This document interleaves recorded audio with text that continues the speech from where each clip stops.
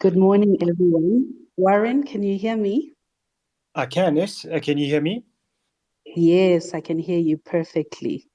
Fantastic. Well, it's 10 o'clock, so I think we can start the session. Good morning, everyone. Please just send a high five or wave at us so we know you can hear us and everything is all perfect. Thank you, Manuka. I see that 100%. Thank you, Mashiru. I see that high five. Thank you, Renaro, Tez, Shandu. All right, brilliant. Thanks, Tebe. Thanks, Knox. So, good morning, everyone. And thank you so much for joining us on this Saturday morning, for taking time out to spend this Saturday morning with Warren and I. We really appreciate it. I think today I cannot contain my excitement as today I get to have a chat with a man that has influenced so much of my financial freedom journey. Warren, good morning to you. How are you? I'm so good, Es, and thanks so much for inviting me to join. It's my first one, and the guys that are nearly 50 like me are always scared of trying new things live, but I'm so glad it's working. No, thanks. I'm so glad that you managed to join. I was panicking a little bit at the beginning, but it's brilliant. You're now on. So just to introduce Warren to everyone, he's got such an impressive profile. So Warren Ingram is an award-winning financial planner and a respected personal financial commentator in the media. He's a co-founder of Galileo Capital and has been a financial advisor planner for more than 20 years. Warren was the South African Financial Planning Institute's Financial Planner of the Year in 2011 and is a regular guest on 702 Radio and Cape Talk. Cape Talk's The Money Show with Bruce Whitfield. In addition, he writes a monthly article for MoneyWeb and Fin24, as well as periodical articles for a range of other publications. He's the author of 3 books. The first one, How to Make Your First Million. The second one, Become Your Own Financial Advisor. And the recent one that he's recently published, which I still need to buy, but definitely looking forward to buying it, Global Investing Made Easy, Your Wealth Creating Guide to International Markets. So as you can hear, he's got an impressive profile and bio, and he's such a great person, I must say. He's patient and kind. Thank you, Warren, so much for joining this session. It's a great pleasure, and thanks for the wonderful intro. I'll try to live up to it, Es. No, you definitely will. I just want to set a few housekeeping rules. So during the first hour, I'll be asking Warren Ingram a few questions about his 2 books, How to Make Your First Million and Becoming Your Own Financial Advisor. He has also released a 3rd book that I just mentioned. We'll talk about that towards the end of the session, where he'll share a little bit about the book. The second hour will really be for the audience, for you to, we'll invite you to ask questions to Warren about his books, about anything that you might want to ask him. And today's discussion is really centered around financial freedom. What it means, is it attainable, what you need to know to get started, and what you really need to consider if you want to start your own journey. So without further ado, I think we can get into the session. So the first hour will be a question and answer between Warren and I. The second hour, I'll open the floor for questions. If you need to tweet, please tweet, use the hashtag road2, the number 2, financial freedom. Share questions, share your talk. It's really a discussion, and it's really for each and everyone in attendance today. I really want this to be an interactive session where we all learn and get the most out of Warren. This is a rare occasion that we have, and I really want us to get the full benefit of having him here today. So Warren, in your book, in your 2 books, you refer to financial freedom, and you define it as when your income from your assets, your whatever assets you've invested in, exceeds your expenses, which is quite different from wealth. Can we unpack this a little bit further? Yeah, sure. I think the starting point for me to understand financial freedom is it's about the ability to live off the assets that you have, and that's very different to someone who is wealthy. So I mean, I always like to talk about an advocate I met a couple of years ago who arrived at the meeting and sort of started telling me about his financial position, and he quickly told me that he's worth about 50 million rands worth of investments, and in anyone's calculation anywhere in the world, if you've got 50 million rands worth of investments, you are a wealthy person. But as we carried on chatting, he then started to tell me that he spends about 5 million rand a year. And if I do the sums, if you're spending 5 million rand a year, and you're worth 50 million rand, and you don't earn an income from work anymore, then the likelihood is that you will use up your money in about 10 or 12 years time. So for me, someone who spends that kind of money, even though they would be considered wealthy, they're not financially free. They have to keep working because they're going to destroy the value of their capital. And then you contrast that with somebody who says, okay, well, I'm worth 5 million rand, but I spend a lot less than that. I spend only let's say 300,000 400,000 rand a year. And that person, if they grow their money at 10% a year, that they're going to keep growing their money no matter the fact that they're spending some of that money every year. So they're getting to the point of financial freedom already. They don't necessarily have to work anymore, and their money can start to look after them because they're controlling their expenses. So to me, financial freedom is something that we can all attain. It's something we can all achieve. But getting wealthy is a different story, because I think being wealthy does require hard work. It does require you to be good in your particular area, but it also requires you to be lucky. And I don't really want to plan my life according to luck. So financial freedom, I think, is something that we can all attain because we can control our expenses, and then we can build our assets to start covering those expenses. But I don't think we should be aiming to be rich or to be wealthy. No, thank you for setting the scene.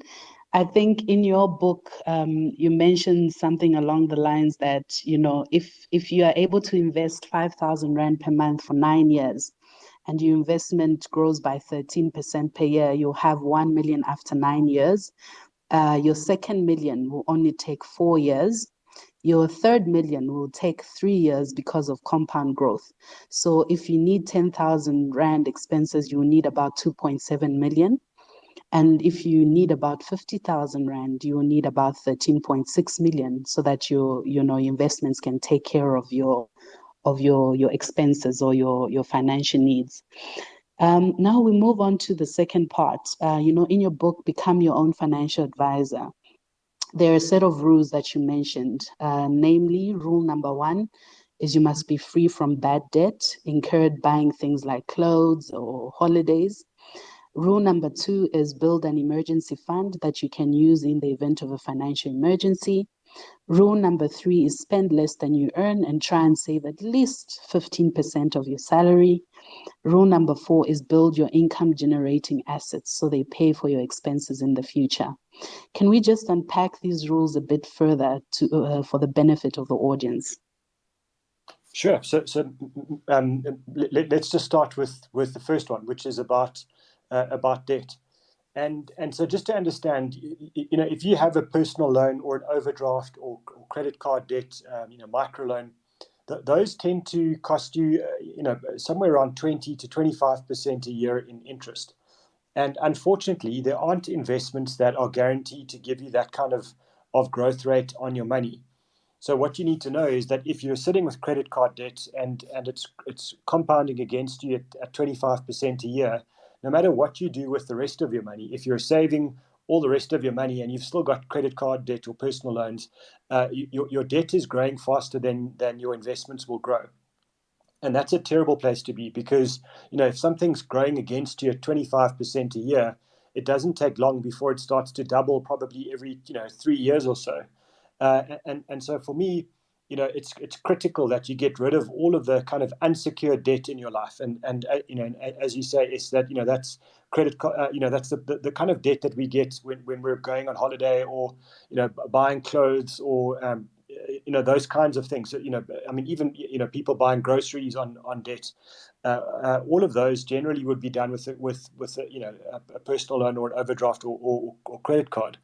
And unfortunately, what you're buying with when you do that is nothing that has a value. It's not something that you can sell one day again, and it's not something that will grow, and appreciate faster than inflation as a value. So I think the starting point is you have to stop, the banks earning money off you, and the starting point is you have to get rid of that bad debt. Ideally, I think we should try and aim over time to get rid of all of our short-term bad debt that I've just been speaking about, and then secondly, try and get rid of the debt on your car if you financed a car, and I understand that most of us in South Africa, we don't live walking distance to work, and we don't necessarily want to rely on public transport, and so if we can, we are going to buy a car. And it's very hard to build up that kind of cash just to buy the car cash. So I understand that we would need to often finance a car. But just to stay on the car for a second, one of my problems with the way that we spend money in South Africa is that we tend to buy really expensive cars relative to what we earn, and you just have to see all these big German cars driving around, any of the cities in South Africa, and that not one of those cars are necessary. It's not necessary to drive a R1 million car, but we sell in this country thousands of them every year, and so people are buying those on debt. And the only reason can be, as far as I'm concerned, is it's the show and go. We want to show everybody that we've made it and we've arrived, and so we buy these expensive cars. But truthfully, we should be buying second-hand cars that are a couple of years old, that are still safe, still reliable, and will be a lot cheaper to service and a lot cheaper to buy, and then we pay them off as fast as we possibly can. My view is somewhere around 2 or 3 years. We should try and pay off our cars. And then the last debt that maybe is not such an urgent thing to pay off would be the home loan. I mean, I understand that we would want to eventually buy our own houses, and typically home loans aren't as expensive as credit card debt. And when I say expensive, I don't mean the rand amount that you're paying every month, but I mean how much the bank is charging on interest. So if the bank is charging you 6% or 7% a year interest, there's a good chance that things like shares, even if you just buy an index, will grow at 10, 12, or 13% a year. So to me, it makes sense that you can pay off your home loan a bit more slowly than the 20 years that it would normally take. Sorry, not more slowly, a bit faster than 20 years, but you don't have to get rid of all of that debt before you start saving. So I think just to kind of expand on that first point, is the rule for me would be don't start debit orders into savings. Don't start investing any kind of cash or bonuses you might get if you're still lucky enough to get those in any investments until you've got rid of your personal loans, overdrafts, credit cards, micro loans, anything like that. The first priority must be to get rid of those. And then we're going to go on to step 2. But before we get there, I just want to check, Essie, are we okay with step 1? 100%. The audience, if you can maybe just give us a high five or 100% so we know we're all good.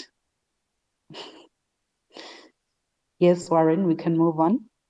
Okay, fantastic. So then the second step is now beginning to take control of your money, and that's building up your emergency fund. And so just to expand on the emergency fund, this is the money that we need to put aside so that when something unexpected happens, where we haven't planned for it, we don't have to borrow money from the bank again. So we don't have to use our credit cards or personal loans or overdrafts to finance that unforeseen emergency. And just to be clear here, this is not the holiday fund or the shoe fund or the watch fund or the handbag fund. This is really for the unforeseen things that just hit you, from left field at 4 o'clock on a Tuesday. And I think having had all of us live through COVID, we know what an unexpected financial emergency could be. Lots of people lost their jobs or had to take pay cuts during this whole pandemic, and so that's a very unfortunate but real example of a financial emergency. And so, typically I would say we should try and save somewhere between 3 to 6 months worth of our expenses in an emergency fund. So if you're spending 10,000 Rand a month, then that means that you need to have between 30 to 60,000 Rand saved that you can access very quickly. And my favorite place for storing money in my emergency fund would be in a money market account, or a savings account that's linked to my banking profile, because what I need to know is that if I have a financial emergency, I can access that money very quickly, and I know that I'm not going to have to pay any fees or penalties for accessing the money, and I can pay off that emergency as quickly as possible and kind of get back on with life as normal. There are people that ask the question, can you use the extra money that you've saved and paid into your home loan as an emergency fund? And I think that is a good idea. I think my only note there is, I always want to just be cautious with money that you've got in a home loan. Just make sure that, if you're using your home loan as an emergency fund as well, that's always extra money that you've overpaid into your home loan, and that you continue to pay a bit more into the home loan all the time. And the second point is, just make sure that before you start saving that money, for your emergency fund and your home loan, make sure that you can access the money in an emergency. So just do a little test drive to make sure that if you've put extra money in, that you can draw it out. I could think of nothing worse than being in a severe financial emergency, and you've got some money that you've paid into the home loan that's extra, and then all of a sudden the bank says, no, you can't access this money. So just make sure that you cover you cover the logistics of an emergency fund. And then just last point on emergency funds is that they're not investments. They're not designed to give you maximum growth, and they are meant to be boring. They are meant to be predictable. And the idea there is that it's a form of self-insurance. You're not there to try and make your emergency fund double in value with stock market growth, because what happens is, if you're investing in the stock market and you have a financial emergency, there is a chance that you might need to access your stock market investment at a time when the stock markets have fallen apart, and you've lost some value in your emergency fund, and suddenly you thought you had 30,000 Rand, but now you've only got 20,000 Rand because the stock market's lost value, and you don't have enough money to pay the emergencies. So I think that's a critical point for us to get to before we start investing. And it's a step that a lot of people don't follow when they start their investment journey. They want to kind of get their debt sorted out, and then they just start investing. And unfortunately, that's usually when the emergency happens. And so to me, you want to protect yourself financially from as many risks as possible, and you want to be in control of your money. And if those are your priorities, then I think debt-free, step one, emergency fund, step two, and you're well on your way to financial freedom already, even though you haven't started investing yet. Thank you, Warren. That really explains it in a nice, succinct way. The third sort of question is, there's a misconception that you need to be an entrepreneur to be financially independent. But in your book, you talk about how it's possible to work for a boss and still be financially independent. Take us through some of the examples where you have seen people reach financial independence from earning a salary, because I know on these Twitter streets, the 9 to 5 has a bad rap. Yeah, I don't understand that. I think I've spent my entire career advising people who have already achieved financial freedom. So I've been very lucky that the area of focus for me has been advising people who've achieved financial success in one form or another, and my job has been to help them make smart decisions along the way. So that means, for more than 20, nearly 25 years, I've been able to learn alongside these financially successful people how they've achieved success, and secondly, together we've managed to navigate really difficult times when stock markets or economies or politics have got really bad. And what's interesting is that if I look at the people who've achieved financial success, more than half of them are people that have worked for a company, for a boss, for their entire careers. They're not, these mega successful entrepreneurs that we all know and that kind of are flash on social media. these are kind of quiet people that that operate but almost behind the scenes, and just day by day, they build up their capital, they build up their savings and their investments, and they get to the point of financial freedom. And so, I mean, they're just. I mean, I've probably met many thousands now over the last 25 years of people that have been working for bosses, never run their own business, never been CEOs, in the spotlight of any big businesses, just working in decent jobs. And what they've done is that they've started very early on in their careers. When they started earning a salary, they would take a portion of their salary every single month, and they would save that money either into their retirement funds, or into tax-free, or into normal just unit trusts or exchange traded funds. And they would do that every single month of every single year for their careers. And that example that you spoke about earlier is of reaching the first million. Those are the people that can do that probably quite quickly, because they have fairly predictable salary, so they're not worrying about earning money today and no money next month, because they know that as long as they've got a job, they can get their predictable salary.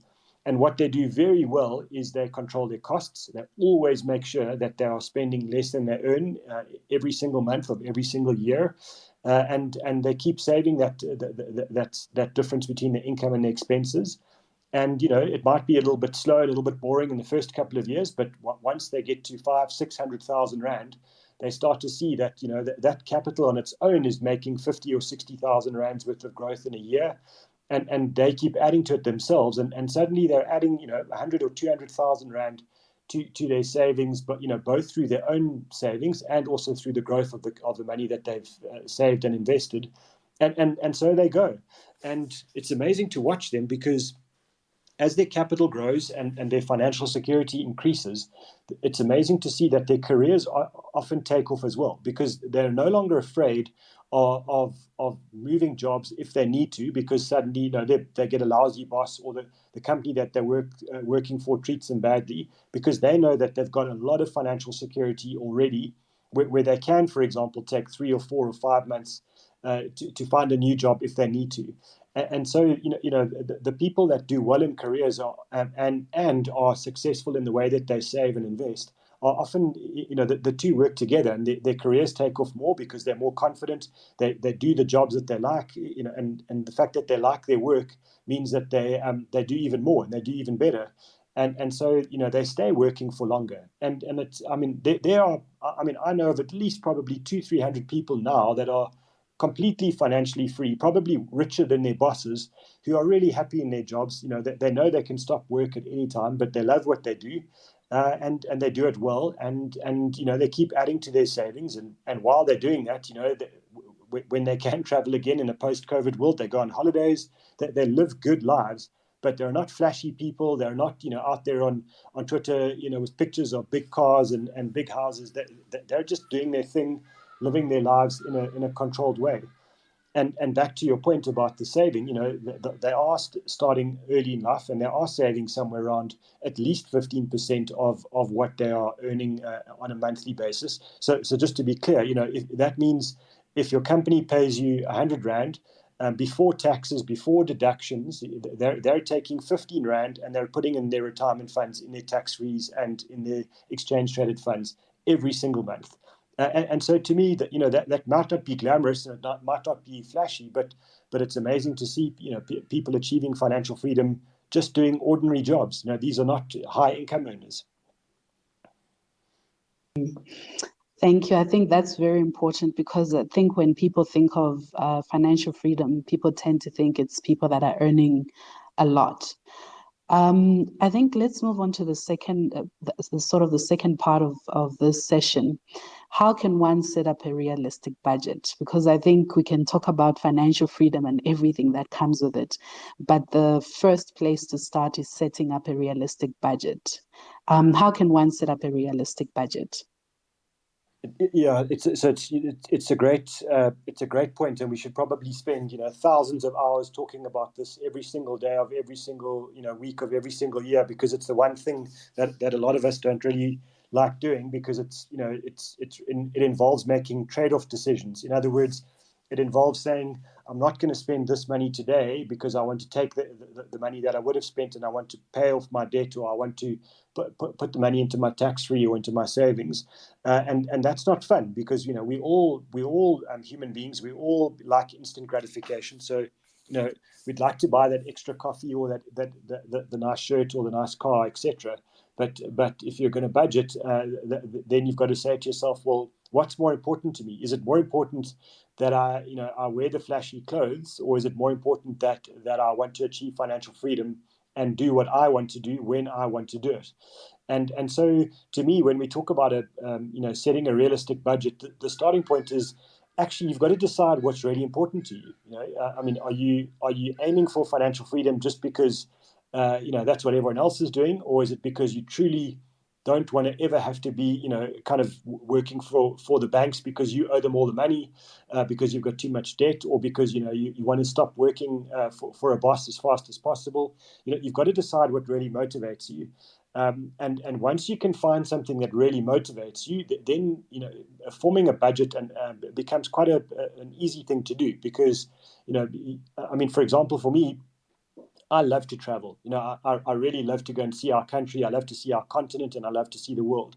And so what I do is I say to myself, okay, I've got a certain amount that I need to save every year for my retirement, and that's a long time away in my head, and so that's kind of a boring thing to do.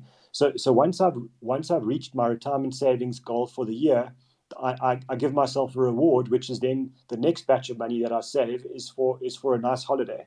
And so those are important things for me to do. And you'll see I'm not focusing on all the things that you can't buy. I'm starting by saying, what are the things that are really exciting for me? What are the things that are really motivating for me? And I start with those goals. And then I look at the rest of the money that I've got, and I say, well, out of every 100 Rand, if I need to allocate 15 Rand to my retirement savings, and I want to allocate, whatever it is, 5 or 10 Rand to my holidays, then the balance, whether it's 75 or 80 Rand out of every 100, I need to use that to pay for tax, to pay for where I live, to pay for any debts that I have, and to buy food and all those things. And so I start to kind of use what I've got to decide how I spend. Now, most of the time, when I talk to people who are struggling to budget, it's because they decide what to spend first, and then they try to make the rest of their money fit in with what they've spent.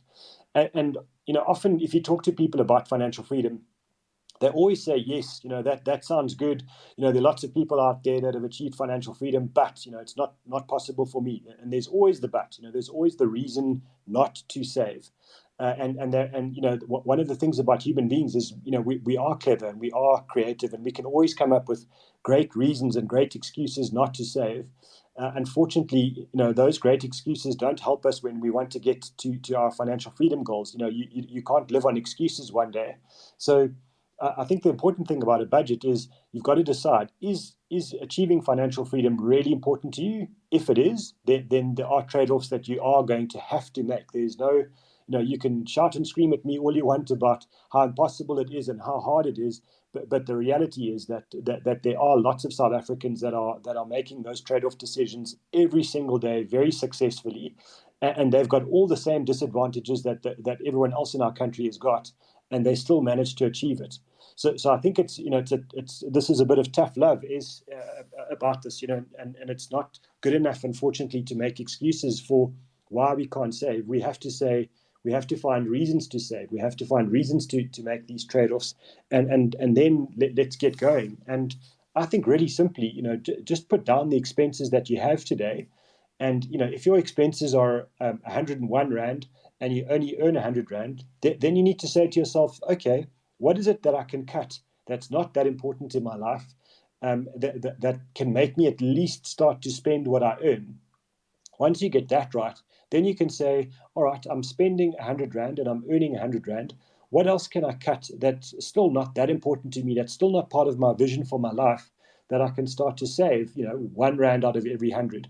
And once you've got that right, go to the next step. And what can I do to save 2 Rand out of every 100? So I think, it's a bit like trying to get fit or trying to lose weight. You can't suddenly run 10 kilometers tomorrow if you've never run 10 meters in your life. You've got to start running 1 meter today, then 2 meters tomorrow. Do it gradually, build up, your financial discipline in the same way that you would build up your health disciplines. It's got to be slow and steady. Crash diets and crash budgets don't work for a reason, because these are habits that we've got to form. So, to me, that would be the starting point is, just write down everything that you earn and everything that you spend, and then start to see what's realistic and what you can cut, and do it slowly but surely, month after month. If you're not good at writing stuff down, and you're not good at tracking what you do, then look at things like 22/7. That's a free budgeting tool, that's available online, and they offer great ways of analyzing how you spend your money, and they give you good kind of ways of pictures, I guess, of how we can picture what we're spending and what we can cut, and helping us to form those savings goals. So, if you're not good with the budgeting on your own, don't give yourself an excuse. You use a tool. And S, I mean, you're a great budgeter. What are your thoughts? No, definitely agree. I think, it takes some tough love, and literally saying, what do I actually spend? Because I think for me, I put down an Excel spreadsheet, and let's just say the spreadsheet looks good, but what you actually spend is usually miles different from what you actually spend on a monthly basis. And I think I'll just bring in a great question which someone has posed on the sideline, which deals with this budgeting. I think, electricity has gone up. Our salaries are not are not keeping up with inflation.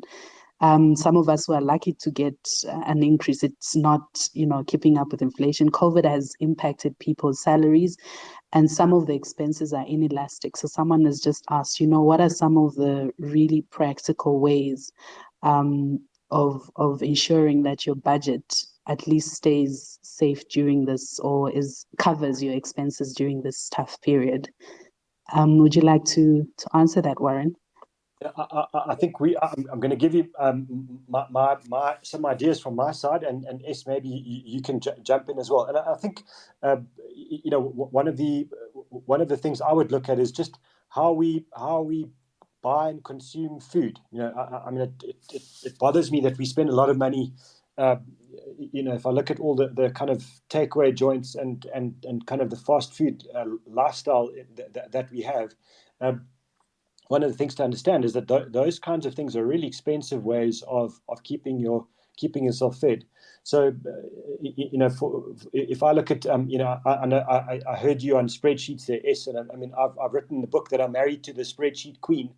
So my wife, she loves spreadsheets and she loves planning. And one of the things we'll do is, we kind of cook quite a lot of food, and we do it, on the weekends where we buy in bulk. We cook in bulk, and then we kind of package the food into Tupperwares, one for lunch, like a portion for lunch, and then a double portion for the two of us for supper, and then we freeze them. And we've always got probably a month's worth of food in our freezer, because we're always cooking ahead. And so when I go to work, I go to work with my little Tupperware of food that was cooked before, and I'm not buying things like takeaways, and I'm not buying, from any vendors along the way. And I'm kind of eating home cooked food, which is great for my waistline and fantastic for the budget. So I think understanding that convenience food, yes, it's convenient, but it comes at an enormous price. So I think, bulk buying of groceries and bulk cooking to me is a good thing to do. Yes, that might mean that you need to buy an extra freezer, but in the long run, that will save you a lot of money. I think some of the other kind of budgeting things is always just take a look at what you spend on a monthly basis, and actually look at it on a bank account, look at it on your statements, and understand what's actually going on. What are you actually committing your money to? So that means, for example, don't draw cash and don't pay cash for things if you not going to keep track on how that cash is being spent, because that's often the thing. You draw a few thousand rand. And over time, it just disappears out of your wallet or out of your purse, and you actually don't really know where it's gone. And so, tracking your expenses is equally important, because then you start to get a really good idea of where the money's going and where you can save. And then I think kind of the things that we kind of get complacent about. So the debit orders that come off our bank accounts, have a look at those debit orders and actually see where that money is going.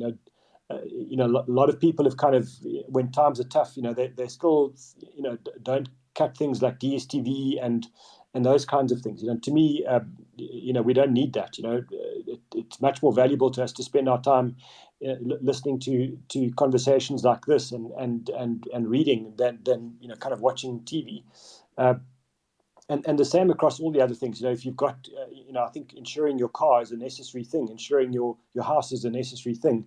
But that doesn't mean that you shouldn't shop around, every year or every second year to see that you're not, you're still getting the best deal, that you're not overpaying. So I would be looking at those things all the time. And then just making sure that, you take control of the kind of, the silly little things that we might do without thinking about them. It always fascinates me to drive past petrol stations with cars queuing up not to buy petrol but to go and buy coffee. Petrol station, convenience coffee, whether it's from one of the big brands or whatever the deal is, those are enormously expensive. And people that control their spending, they'll struggle to go and buy a takeaway cappuccino. They'll rather make it at home and put it in a mug and take it with them to work, than pay lots of money for those kinds of things. So I think there are lots of little things that we can do that will kind of give us a gap in our budget. I don't know if you've got any ideas, Es? Yes, no, I'll definitely share some of mine. So Tsapang asked this question. For me, it starts with, from the beginning, what are some of the financial boundaries that you've set? So I'll give you an example. In our household, we've looked at the biggest expenses, and we've said how much of our biggest expenses being a car and our house. What percentage of our salary, combined salary for me and my husband, do we want to spend on? And we've said, because we know, one of us is entrepreneur. My husband is an entrepreneur. He loves, being an entrepreneur. And we know that we might, if that happens, if one of us leaves the job, one of us needs to be able to carry on with life. So how we've set up our finances in such a way that one of us can take care of the car and the house, and the car expense and the house, and we make sure that it only covers 30% of our income, take home income. So both our house and car only makes up 30% of our monthly income. And the reason we've set it up is, to allow flexibility. If someone wants to leave a job they don't like, they can do that. So for us, it's looking at the major expenses. And for us, it's our car and our house. And then looking at medical aid. What are the things that we can look at for our house? And again, this is not financial advice.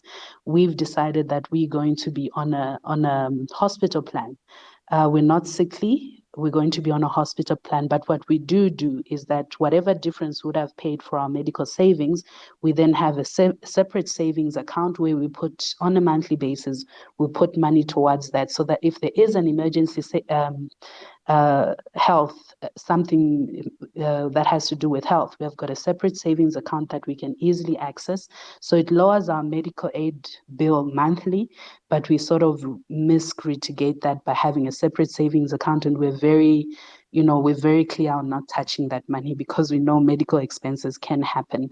So for us, we focus on the major expenses and how can we make sure that those major expenses don't make up 40% of our salary. And that way we have breathing room. So when, things like petrol and things are going up, because our expenses, our major expenses are so low, the increase, yes, we feel it, but it sort of helps us. And other things we do is, I'm part of a stokvel where we go and buy groceries, because we're a family of four, and with our nannies, five. So where we put on a monthly basis, and during the year end, we try and buy non-perishable goods, in bulk. And that way you feel like you're sort of taking care of one big expense.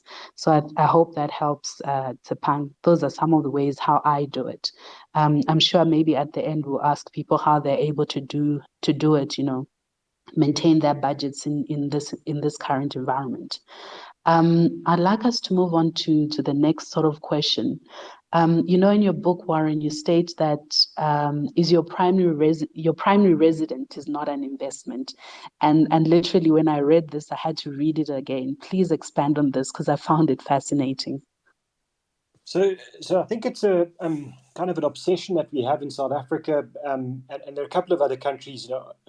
Australia is one, and some parts of the US where almost culturally, we as South Africans are kind of almost brainwashed, that we always have to buy our house, and that our parents, grandparents, our friends, everybody would say to us, you when you start work, don't pay off someone else's home loan.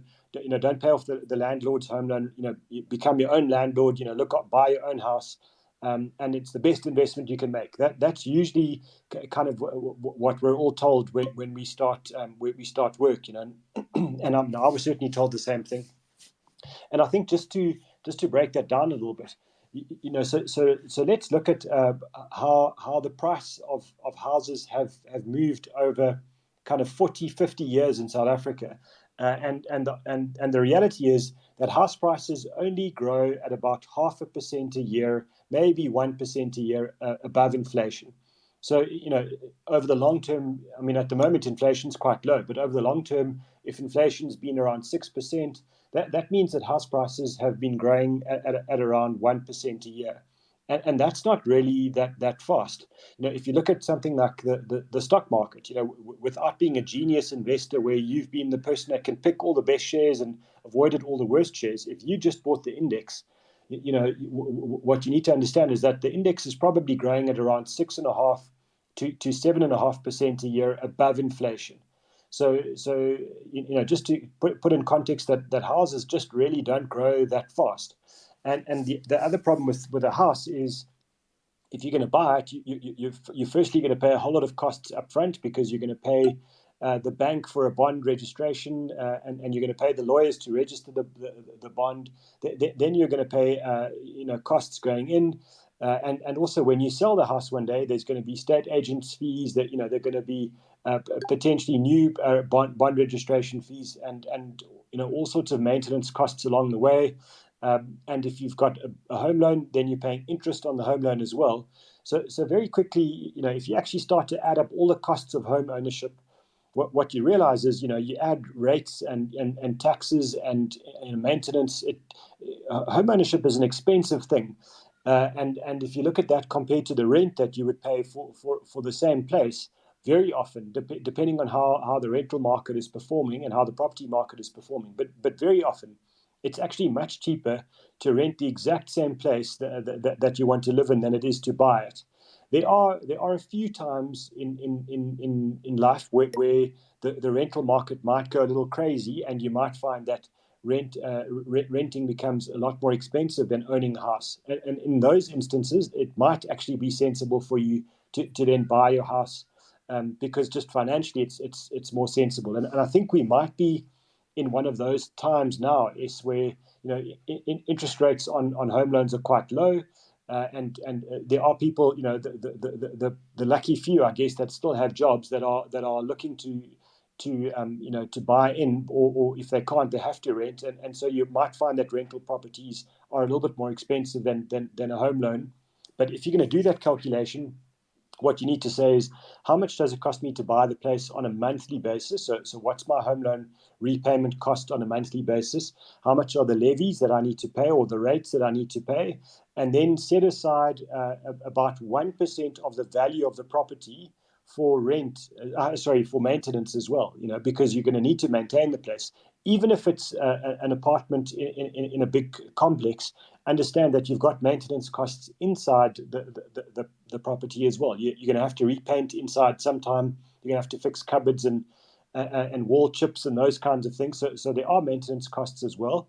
And then you need to say, well, with all of those costs on a monthly basis, is it still cheaper for me to own, or is it cheaper for me to rent? So I think, just purely on a mathematical basis, owning a home is not necessarily an investment at all. But I will say that there is a time to buy a home, and that will be the home that you plan to stay in for a very long period of time. And when I say a very long period of time, I'm talking 8 or 10 years or longer. So typically that will be the home. If you're a family, you'll be saying, this is the home where we want to raise our kids long term. This is the place we're happy to stay in, hopefully for 10, 20 years. And then it does make sense to me to buy that place, because eventually the rental costs will keep escalating over 10 or 20 years. And at some point, those costs will be higher than the costs of actually owning a home. But in the early days of your career, kind of moving from, let's say, a little tiny little studio apartment to a one-bedroom apartment, those are the kinds of things you shouldn't be buying. You should just be renting, and you should be saving the extra money that you've got from not buying into your long-term investments, because then you're really going to get somewhere. But if you keep buying a different place every 3 years, let's say, if I look at myself, when I started work, I stayed in a place that didn't even really have a bedroom. It was just kind of a studio apartment. And if I bought that, I would have been, in a position where after 3 years of work, I'd want to move into at least a one-bedroom place, and then I would have had to sell the place I was in, pay all the costs, and then buy the new place, pay all those costs, and all those costs of chopping and changing properties every 3 years means that I don't go anywhere. So I think, I know what our parents and our grandparents and our friends and family are telling us about buying homes as an investment, but the truth is, I don't think they are great investments. The only reason I can think of that we all believe that homes are great investments is because it's the one financial commitment that a lot of people have made, and they've actually stuck to it. So, if you talk to your parents or grandparents, they might tell you that they bought their house, 20 years ago, and it cost them 500,000 Rand. And today that same house will be, they could sell it for, 2.5 million Rand. And therefore they think it's a great investment. But unfortunately, what they're forgetting is that that's simply the impact of inflation.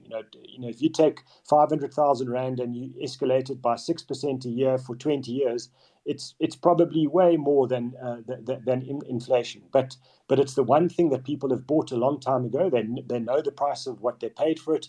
They've kept it for a long period of time, and that's why they now think it's a huge value. And unfortunately, if they'd bought shares, just the index, for the same value 20 years ago, they'd be worth a lot more money than the 500,000 going to 2.5 million. No, thank you for that explanation, because I think we've all been taught to buy a property as soon as we can. So the sort of the next question, I think you've sort of covered it. So it was around, when is it the best time to buy a home versus the rental cost? And I think you've sort of covered it in terms of your monthly bond, comparing the two. So I think we can move on from that. Sort of the next question is, take us through the basics of how to build your investment portfolio, that you mentioned in your book.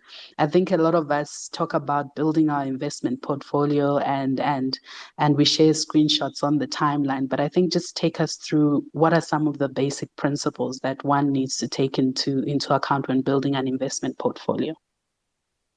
So I think the first thing to understand about investments is that there are some key principles that are really important, and then there is a whole lot of noise and gumph that you can just really ignore altogether. And so I think the most important principle when you start you're actually building your investment portfolio is the biggest thing that will drive the growth of your investments over the next 10, 20, 30 years is the combination of investments that you have. In other words, how much have you got in cash? How much have you got in property companies? I'm not talking about your home loan now, but property companies that are listed on the stock exchange. How much have you got invested in shares? And how much have you got invested in things like government bonds? And I'll just talk a little bit about each of those, but just when we talk about that mix of assets, the industry would talk about, the investment industry would talk about your asset allocation. So just that combination of cash, bonds, property, shares is easily the most important decision to get right. Because what we know is that, I've already spoken about indexing so far today, but if we talk about shares and we look at what the index has done, the stock market index generally is going to be your best performing investment, over a decade or two. And as I said a bit earlier, somewhere around 6.5 to 7.5% above inflation. If we look at cash as an example, cash will probably only do about 1% a year above inflation. The problem with cash is that when we earn interest, we also have to pay tax on that interest. So over a 10-year period, you might never actually lose money by having all of your money saved in cash. But what you need to know is that the buying power of your money has been destroyed by inflation. So cash, unfortunately, is not a great investment. And then if we look at property companies, they've had a really lousy time over the last 3 or 4 years, but those are generally the businesses that own most of the shopping centers, most of the office buildings, most of the big distribution warehouses where we store all our online shopping.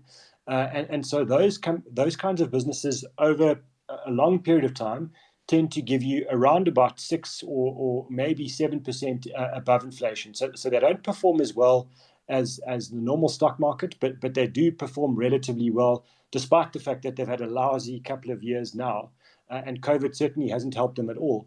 And then the last asset class would be bonds, government bonds, and most of us don't really understand them. It's not something that impacts us on a daily basis, but they're really critical to our lives because when you buy a government bond, basically what happens is the government will say, we need to build a new bridge, as an example, and that bridge is going to cost a lot of money. So what we're going to do is we're going to borrow the money from pension funds, from unit trusts, from the public, and we promise to pay, let's say, 8% a year for the next 20 years. And at the end of that 20-year period, we'll give you back the capital that we've borrowed, and you would have earned your capital and the 8% a year for 20 years.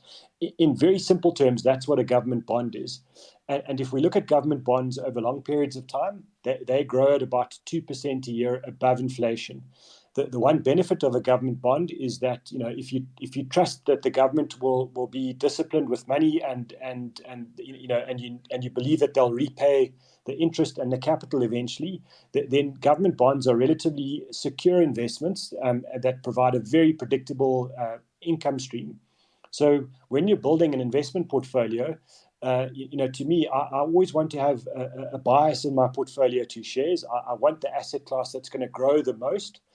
Even though it's going to be the most volatile, it's going to be the biggest roller coaster ride of shooting up and falling down and doing all of the kind of crazy stuff that we would hear about and read about when we see the stock market going wild. But I know that over a decade, the stock market's going to give me the most growth. So I want a lot of my money to be in shares. But I want to have a bit of a balance in my portfolio because I don't only want to be, put all my eggs into the stock market basket. So I'm going to have some exposure to cash and to bonds and to property companies as well. But typically, the amount that I would allocate to shares is dependent on how old I am. So the younger you are, the more you want in shares. The older you are, the more you want to reduce your exposure to shares just to reduce the risk of your portfolio.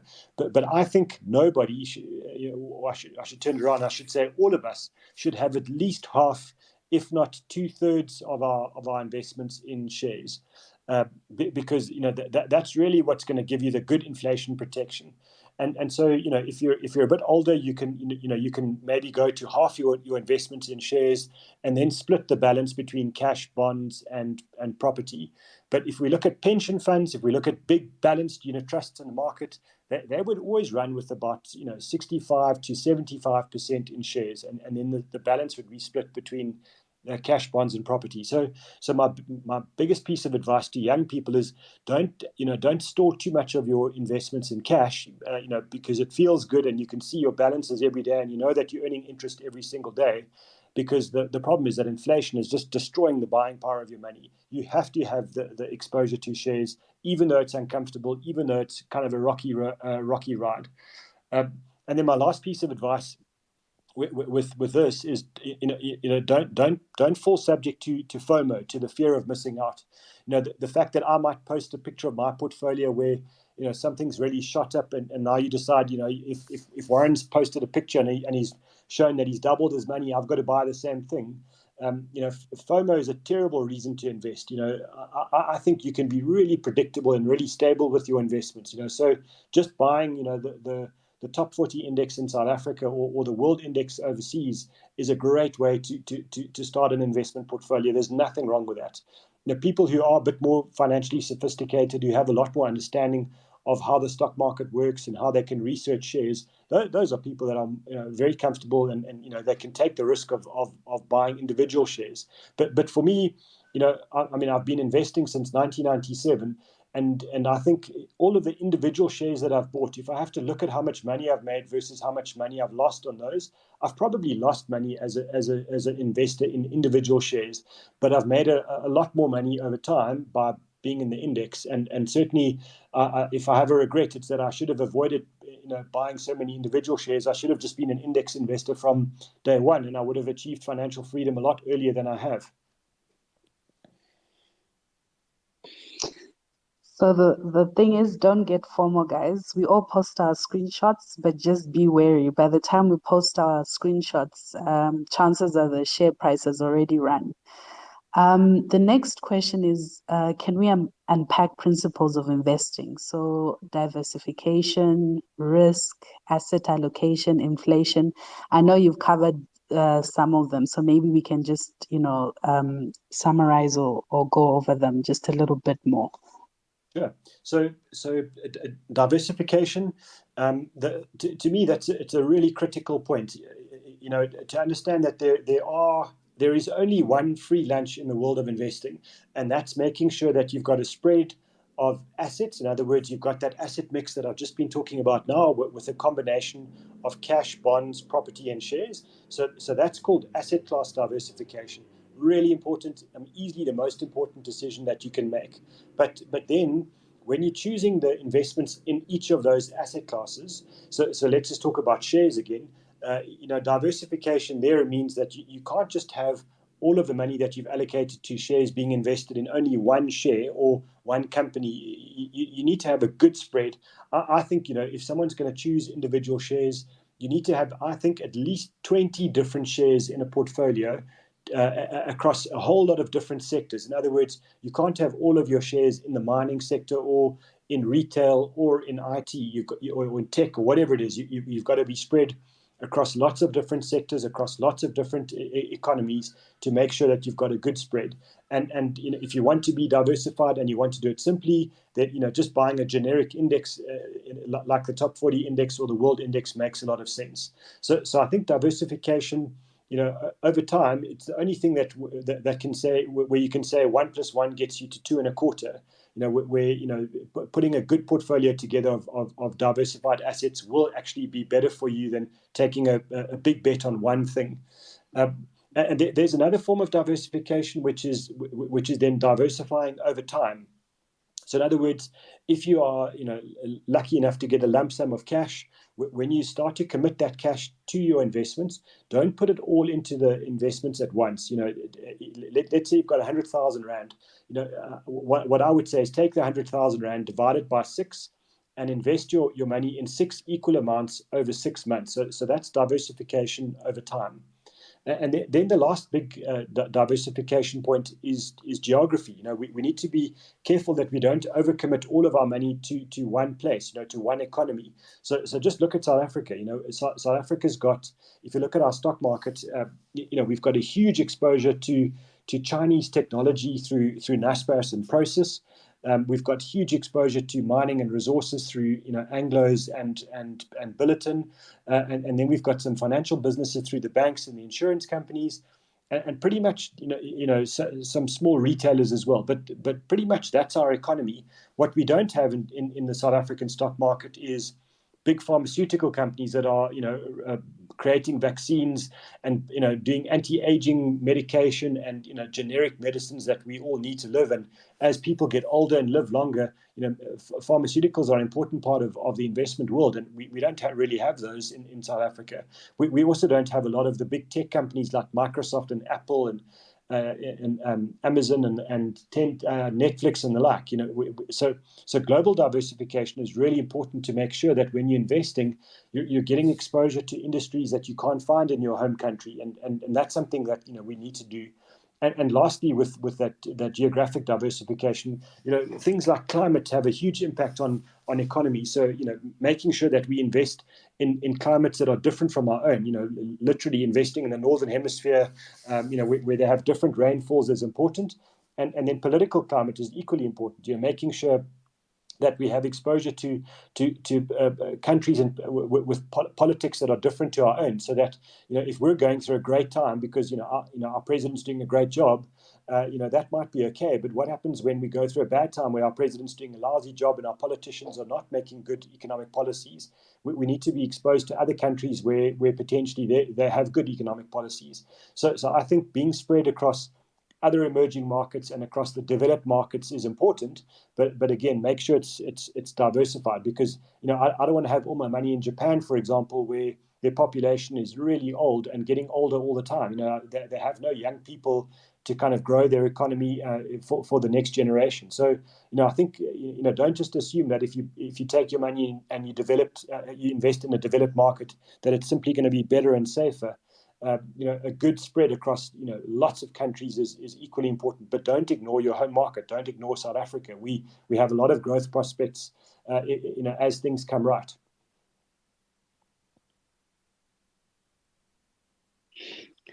Definitely. I just want to go on to the next question. How does age impact the type of asset classes one invests in? I know you briefly spoke on this, but I think just to go over it. So in terms of your age and asset allocation, how does this impact? So there are basically two big things that will impact how much you can invest in the riskier assets and how much you should have in the safer assets. So riskier assets are generally going to be shares and property companies, and safer assets are generally going to be cash and government bonds. So the first factor, and it's easily the most important factor, is your age. So the younger you are, the more time you've got to invest, and that's really important, because if you've got time, it means you can take more risk. And the reason for that is that if you're 25 or 30 years old, you need to know that you're probably going to experience at least 10 or 20 big stock market crashes in your investment career over your lifetime. And if you're young, you can allow the money to get invested. You can allow it to fall while the stock market's crashing, because unfortunately none of us can predict when the stock market's going to crash. But what it means is you've also got the time to let that stock market crash recover and drag your shares up again. And so the riskier assets just generally are also the ones that give you the better returns. And so you need to have exposure to them, but that means you need to give them time to be able to grow and to develop the returns that you need from your portfolio. So the longer you've got to invest, the more risk you can take. So that means you can increase your exposure to shares and to property companies when you're young. On the other side of that coin is, if you're 90 years old, you don't have a lot of time left, to let the stock market fall and recover while you need to live off your money. So if you're 90, then you probably don't want to have too much of your investments in shares. So I think age is a big factor. The one thing I would say, though, is a lot of people make the mistake of saying, I'm 64 years old and I'm going to retire next year. So I don't have any time left. I'm gonna kind of sell all my shares and sell my property companies and put everything in cash. And the big problem with that kind of decision is that people forget that you might live for another 20 or 30 years once you've retired, and so you've got a long time to live after retirement. And so because you've got a long time, you need to protect your money against inflation. So you can't be overexposed to cash, just simply because you're reaching retirement. And then I think the other factor is that determines how much risk you can take with your money is also your financial position. So people who have achieved financial freedom, because they've got enough money already, that they're in the position that they can actually take a bit more risk than somebody who hasn't achieved financial freedom, who is in a difficult financial position.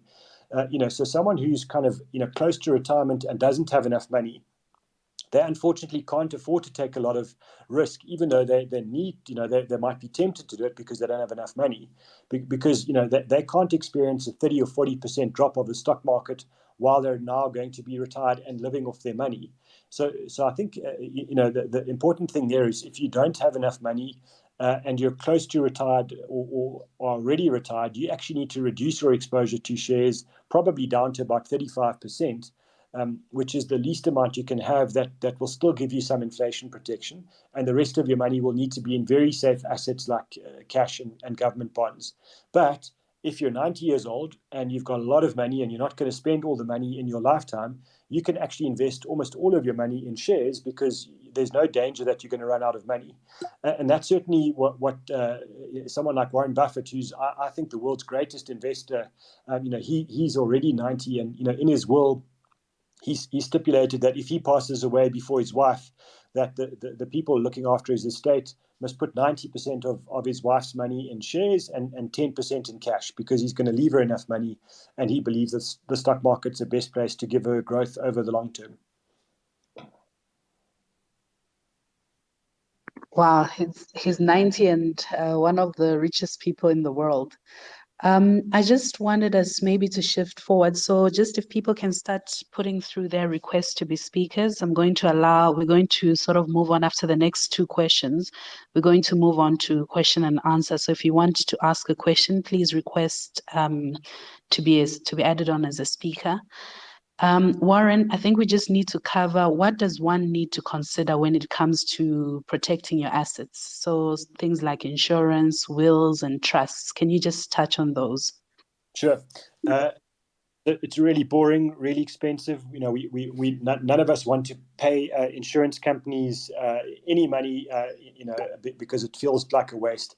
But I think so. Just to talk about insurance for a second, there are really three things that you need to ensure, to make sure that you protect yourself. So the first is, if you use your car as a way of getting, earning an income, if that's the way you get to work, then you need to know that you actually have to insure your car, especially if it's financed, because, if you borrow money from the bank to buy a car and you drive it out of your house and you have a crash and you write off your car, you still owe the money to the bank. So now you need to make sure that you can pay off the bank, and you still need to buy another car because you still need to get to work. That's your income generating asset. So I think we need to know that we need to insure the things that help us earn an income. So for example, if you have a laptop and that's the way that you use your laptop for generating income, you need to insure the physical things that help you to generate an income. And then if you can afford it, and I think it's quite necessary, you need to insure the assets that you own. In other words, you need to insure the contents of your house. If you own your house, you need to insure the house as well, especially if it's got a bond, because, again, if you have a fire that destroys the house, the bank's not going to let you off without paying off the rest of the money that you owe as a bond. So ensuring your physical assets, I think, is really important. And then the second one is to ensure your ability to earn an income. In other words, Esther's already mentioned having a hospital plan. And I think that's really important, because, if you get sick, you might not be able to work. And so, how do you make sure that you get healthy again? And how can you afford to get healthy again if you don't have, some form of medical insurance? So I think insuring yourself for medical expenses is important. And then also, we don't live in the safest place in the world, especially if you're driving on the roads. So having a disability insurance, which is, they either call it disability or income protection, I think is important if you're earning a salary and you need to look after yourself and potentially financial dependents like parents or children or a spouse. Make sure that you can cover yourself for disability income as well. And then the last form of insurance is life assurance. And especially to younger people, they always get kind of fascinated when I say, you make sure you've got life insurance. But if you're young and you've got a financial dependent, and for a lot of South Africans, if you're young and you're working, you've got financial dependents like parents or brothers or sisters. Even if you don't have children, there are people that depend on you financially, and make sure that you've got some life insurance that will look after them financially if you're no longer around. And then if you have kids, then you need to have life insurance to make sure that your children are financially taken care of. And that leads to a will. Whenever in the old days before COVID, when we would do financial planning talks to large audiences, I'd ask people to put up their hand if they've got a will. And it was always less than half the people in the audience would put up their hand.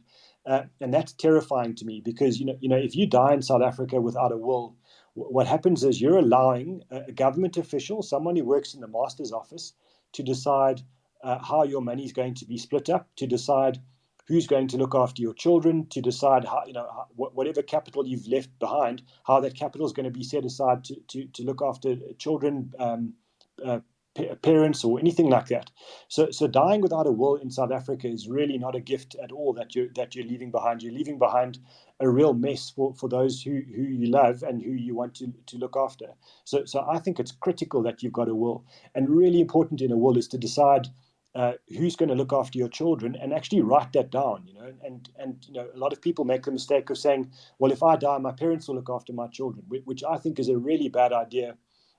Because you might be leaving behind 65-year-old grandparents who now have to look after 3 or 4-year-old children, and that age gap is so big, that your grandparents might die before your children have reached the age of 18, and if that's not a big issue, you're still leaving behind 2 generation gaps, and a potentially just really destructive relationship for everybody. So not saying that that your grandparents are destructive for your children, but just that it might be better that someone who's kind of your age looks after your children. But that's a critical thing to discuss with the people that you choose to look after your children. I can't tell you how many times people nominate the guardians of their children, but have never actually spoken to the guardians, and those guardians are left with a huge surprise when unfortunately someone dies. So I think make sure you've got a will, and make sure that you provision for your children in that will, and I think that was it. Yes. Just trusts. What are your views on trusts and having your assets in trusts? Because people always talk about, no, it's better to have your properties in trusts. It protects you against creditors. What is your view on that? I think to understand the benefit of a trust is really designed to make sure that the things that you own move from one generation to the next. So for example, I don't have children, but let's just say I had young children, 5 years old and 7 years old. Now, if I wanted them to be financially secure, I wouldn't want to. If my wife and I were to die at the same time, I wouldn't want those assets to go from my name and my wife's name to my children at the age of 5 and 7. That's just a recipe for disaster. So I would want to make sure that those assets go somewhere where they can be protected and looked after until my children are old enough to make sensible financial decisions. And to me, if you look at the purpose of a trust, that's exactly why a trust should be created, is that they are there to look after minor children until such time as those children are old enough and sensible enough to make financial decisions for themselves. So I think that's a very good reason to have a trust. But that doesn't mean that you need to form the trust today. You can say that I want a trust to be formed only if my wife and I die, and then our assets need to go to a new trust, and so that would be called a testamentary trust, and you could nominate the trust as the beneficiary of your assets to be used for the benefit of your children one day. The other reason that people have trusts is they put assets in there that they want to go from their ownership to their children, maybe even their grandchildren one day, and that's okay. I think you just got to be careful. For example, if there is a family farm and you want to leave that to your children's children's children, then putting that in a trust might make sense. But just be careful. There are a lot of those kinds of trusts were formed in Zimbabwe, for example, and that was disastrous when Mugabe changed policy and took the farms away, because even if you could foresee that the politics of the country have changed, the trustees wouldn't be allowed to sell the farm because the trust wasn't allowing them to do it. So I think be careful of ruling from the grave. And then the last thing is, way back, kind of 20, 30 years ago, trusts were used as a kind of a tax planning tool. But nowadays, trusts are really punished by SARS. SARS doesn't like trusts and definitely wants to overtax them because they think it's a place that rich people hide all their money. So just be careful of using trusts as a tax planning tool. I'm not convinced that they're always good for that. But when it comes to trusts, you have to understand that they're expensive to set up, they're expensive to maintain, and so make sure you get proper legal advice before you just start a trust.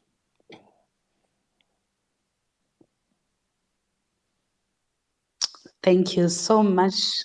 Food for thought. So many gems that you've shared today, Warren. Thank you for that. So I've allowed a few people to be speakers, and I've got a few questions in my inbox and on the timeline.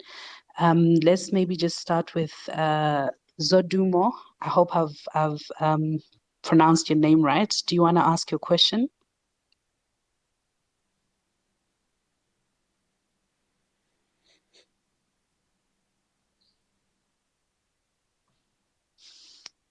Hi, Zodumo. Can you hear us? Do you want to ask your question?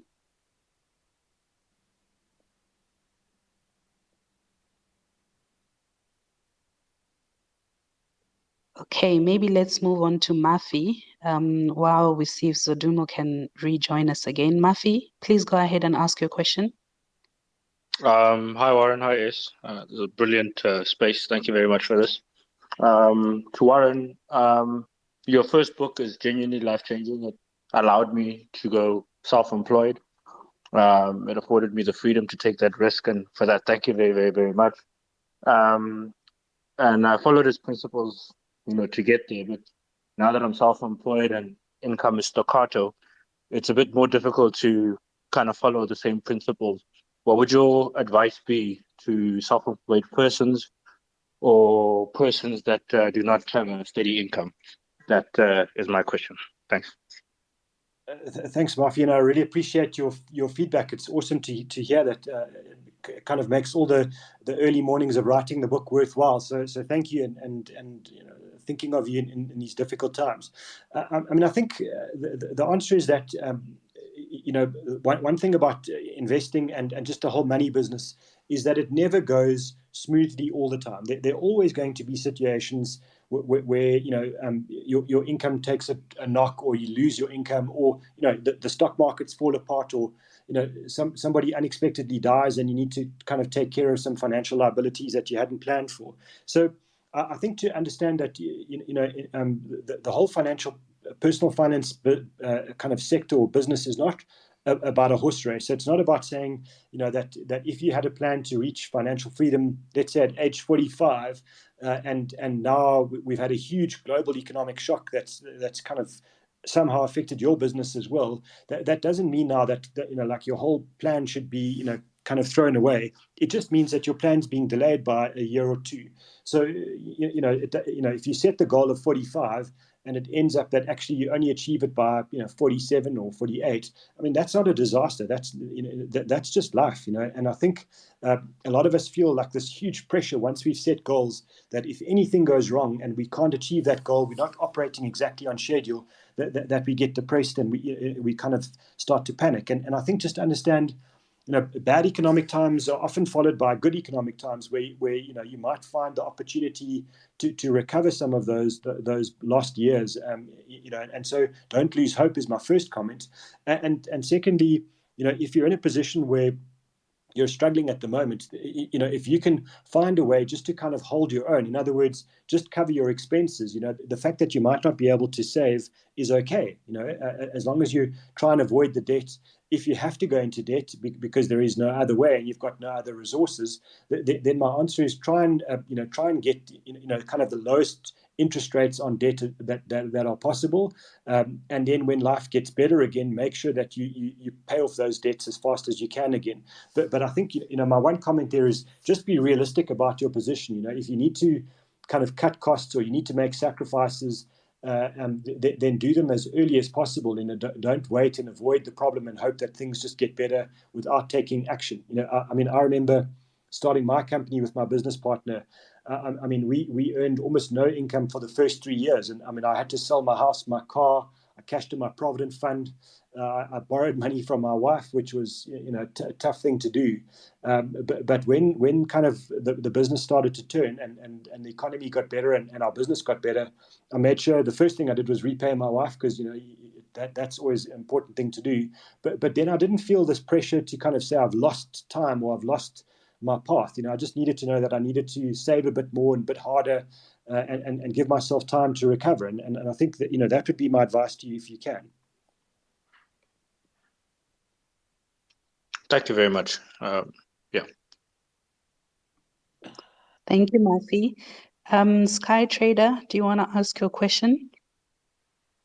Oh, yes. Can everyone hear me? Yeah.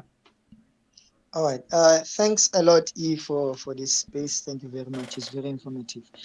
And I just like to say, I think most of the things were covered, from risk when it comes to insurance and medical aids and everything, and also Warren talking about, indexes as one of the most viable assets to invest in. So I have two-part questions, but they won't be long. The first question is in terms of other investments. Usually they are not looked at as an investment, but I just want to know or understand your view on this. I sort of like look at, let's say, a retirement annuity more of a form of an investment vehicle in this sense. Although it's a retirement annuity, but then it's, according to the section 37 of the pension funds, it's protected from creditors. So you talked a lot about, not about to get financial freedom. It's not bad for you to work for someone, but there are other people who are more risky, who start a business. I'm glad your risk in starting your business went well, but some other people, when they start the venture, it can go bad. And assets like retirement annuity then protects protects them in terms of the creditors if they come to claim. Could you view that as an investment? That's number one.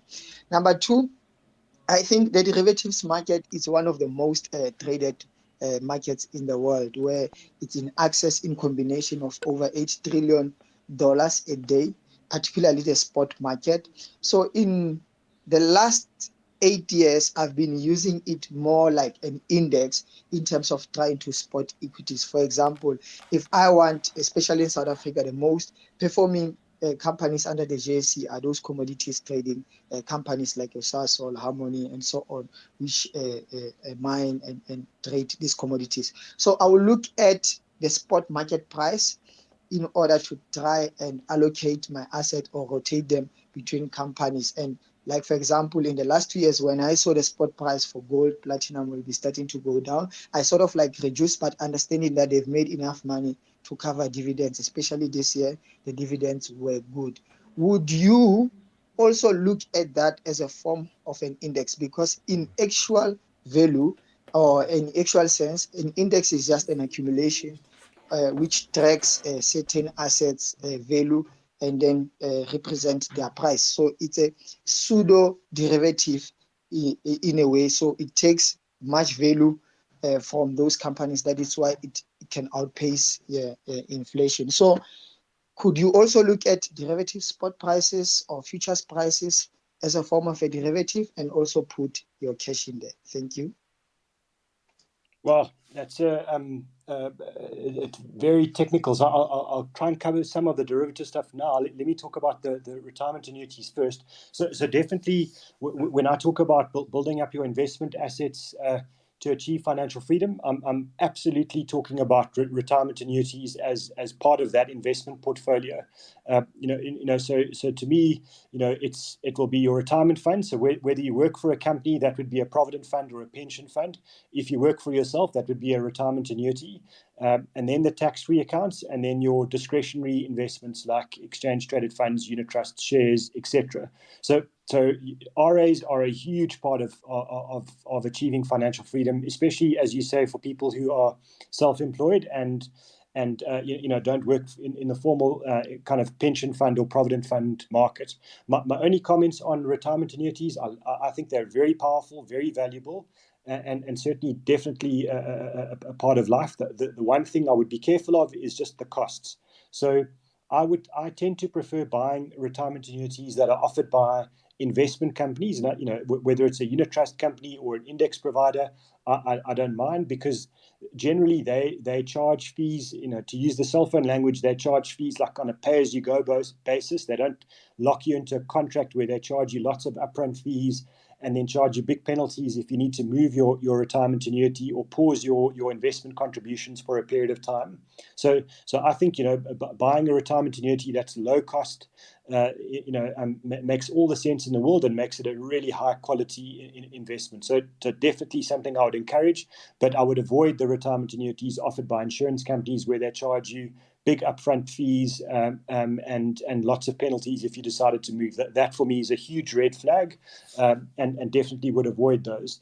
So I think if I didn't say it clearly in the talk, sorry, but definitely RAs are a big part of life for all of us. And the fact that you might only be able to access it when you're 55 is okay, because the other investments that you have, if you were to achieve financial freedom before age 55, no problem. You can draw on those other investments first, and then draw on your retirement funds from age 55 onwards. So you get lots of tax benefits for contributing to retirement funds, and also the huge estate planning benefits as well. If you leave your retirement annuity to your beneficiaries, there's lots of tax benefits there.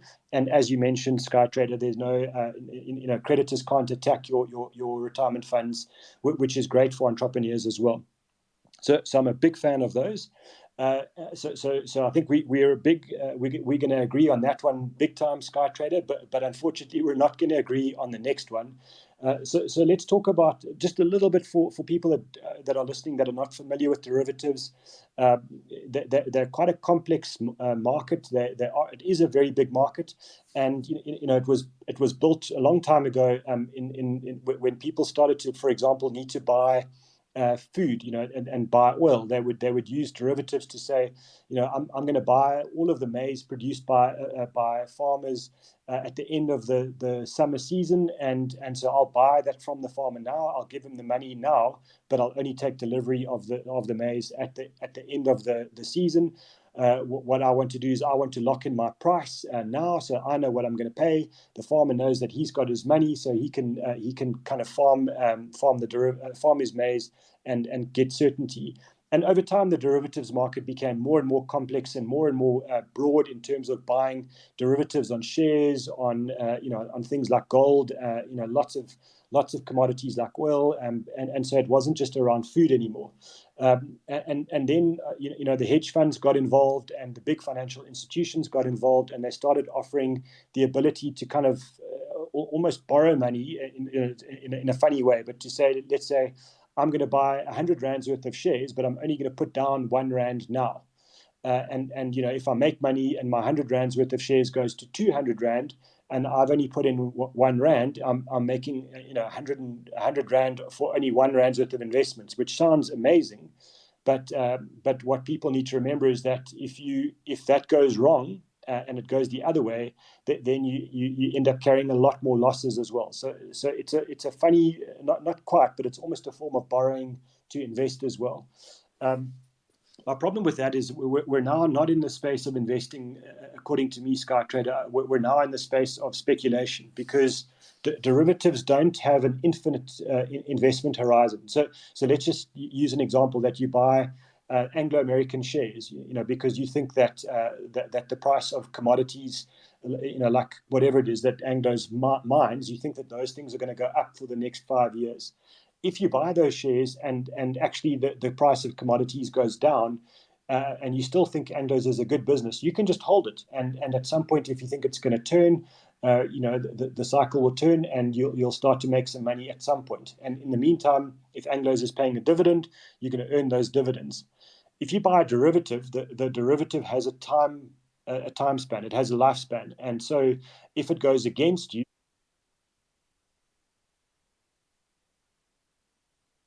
world of investing. Now we're in the world of trading or speculating. And I know that it always upsets the traders when I talk about this, because they'll always tell me about all the successes they've had. But the truth is, if we look at the world's most successful investors, the ones that have public track records, the world's wealthiest investors, they're not traders. They're not the speculators. Warren Buffett's never speculated in his life. And we go through the list of people that have publicly done this on a huge scale. The people that make money out of speculation are the hedge funds, and not for the investors, but for the hedge fund managers. And the people that make money out of derivatives are the big banks and the financial institutions that sell these products, and then it's the people that are selling, trading programs and software programs that make the money. It's actually not the end investor. Very, very few people make money over long periods of time. The most successful kind of speculator for a long time was a guy called George Soros. He was well known for kind of betting against the central bank in the UK, and he won, but he got cleaned out in the financial crisis in 2008, and eventually kind of owned up to the fact that actually he probably wasn't as good as he thought. He was just lucky. So I've got quite a bad view of derivatives just in general for private investors. I certainly wouldn't put any of my own money in there, and I wouldn't put anybody else's money in there except the people I don't like. Thanks, Warren. Sky Trader, I hope it's been answered. Gwen, you'll go next, and then Nozi. So Gwen, please go ahead and ask your question, and then Nozi. Morning, everybody. Hi, S. Hi, Warren. Can you guys hear me? We can. Thanks, Gwen. Cool. Thank you. Thank you for the space. Very informative. I have a question on endowment policies. And the reason I want to ask this question is because I once saw a tweet from one of the influential people tweeting, saying, get an endowment policy for your kids and you never have to worry about paying for their varsity education. So, Warren, what's your view on endowment policies? And can you explain to some of us who basically don't understand what that is? Is it a form of an investment? Is it a policy like a life insurance? And how does it work and the tax implications? Thank you. Great question. Thank you. The answer is that they are they're kind of a hybrid between a life insurance type investment and just a normal investment. So they are regulated as a life insurance investment, and the simple structure of an endowment is you put money into the investment for 5 years. There's a specific 5-year term. And any time from 5 years onwards, you can access the money from the investment, and that money will be free of tax in your hands. In other words, if you put in 100 Rand into an endowment today and you leave it for the 5-year period, if the endowment grows from 100 Rand to 150 Rand, at the end of the 5-year period, if you want to access the money, you don't have to, you can leave it there, but if you wanted to access the money, you could take that 150 Rand and it would be tax-free for you. You wouldn't pay capital gains tax or income tax or anything. So the structure of an endowment as a principle is quite simple. It's 5 years or longer. But the problem with endowments is that inside the endowment, while your money is there, the endowment is actually paying tax every year as well. So it's paying income tax at a rate of 30%. It's paying capital gains tax on any gains. So it's not accurate for people to say that it's a straight tax-free investment, and you could put your money in there, and at the end of the term there's never any tax paid. There's tax paid every single year. And there's tax paid when the money is actually paid out to you, but it's not paid by you, it's paid by your investment inside the endowment. So to use my 100 Rand example again, if you put your 100 Rand in and it earns some interest, your 100 Rand might go, if it's earned 10 Rand of interest in a year, you're going to see 3 Rand of that 10 Rand disappear, because that's the tax that needs to be paid on the interest, and then your investment will go from 100 to 107. So it's not that the insurance company have suddenly become charitable institutions and they're paying the tax on your behalf. It is your money that is paying the tax, and it's just being paid inside the endowment. So endowments do have a role to play. I think they're quite valuable for people who are paying income tax at a rate higher than 30%. So if you're paying income tax at 35% or 40 or 45% a year, then investing your money inside an endowment is going to be more tax efficient than if you put it in your own name. And the same would apply if we did speak about trusts a bit earlier, because trusts pay enormous amounts of tax. So if you do investments inside endowment that's owned by a trust, that is also more tax efficient. But just need to be careful that again, a bit like retirement annuities, when you buy an endowment, my suggestion is you buy it from an investment company, so unit trust company or an exchange traded fund company. I wouldn't buy them from insurance companies, because you don't want to pay those big upfront fees that would be charged by the insurance companies, and you need to know exactly what those fees are.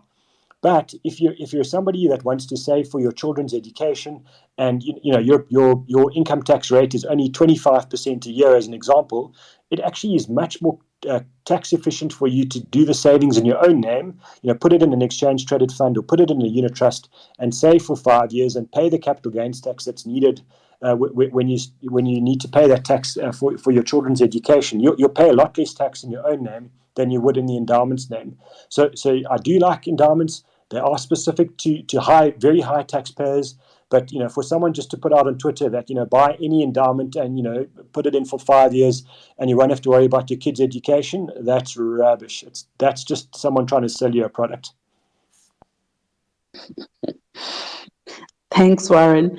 Nazi, please ask your question. Good morning, everyone. Morning, Hello? Nazi. Morning.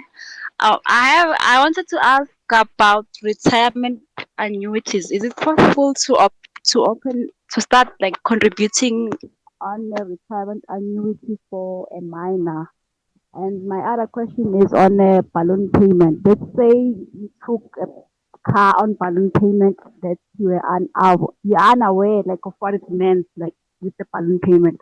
Can you start like contributing additional payments toward that additional payment towards the balloon payment while you are still paying your monthly installment? Will the bank financing that car allow you to make additional payments towards your balloon payments? Thank you. Okay, so let's deal with balloon payments first, and then I'll come to the RA for if you get a quote, I mean, the short answer is that it's going to depend on the financial institution and the contract that you've signed with them with that balloon payment. So my suggestion is actually to approach them to say, I'd like to pay in some extra money. Are there any early payment penalties? Are there any extra fees that I would incur for paying that extra money into the vehicle finance? A lot of the time, the banks are doing these balloon payments because it's very lucrative for the bank and unfortunately very bad for you as the car buyer. It just feels like it's more affordable because you're paying a smaller premium at the start, but unfortunately you still got this big amount that you have to pay at the end. So I think it's very smart of you to see if you can actually put some extra money in. And for anybody that's got a balloon payment on a car, I think unfortunately it's like a financial crime. I think, in my opinion. I mean, not legally, but I hate them, and I think it is worth trying to get rid of them as fast as you can. But before you just put the money in, it's definitely important to ask them what the terms and conditions are, and find out if you are going to pay any penalties. On the retirement annuity for children, it's actually a great question. It's one of those things that that financial planners debate with each other all the time, because you are allowed to do it, and certainly there's there's no big issue. Some financial institutions will just they don't do it, they don't allow it, but it's not against the law specifically. The thing just to know is that when you make a contribution to a retirement annuity, let's say you earn a salary and you're paying income tax, then when you make a contribution to a retirement annuity, you can actually reduce the amount of income tax that you're paying by making a contribution to the retirement annuity. For a minor, for let's just say someone who's, a child who's 10 years old, if they're not earning any taxable income, they're not going to get a tax benefit for making a contribution to a retirement annuity. So then it's important to know why you're going to do that for the child. And the one reason will be that if you do that for a 10-year-old, yes, there's no tax benefit while they're not earning any salary.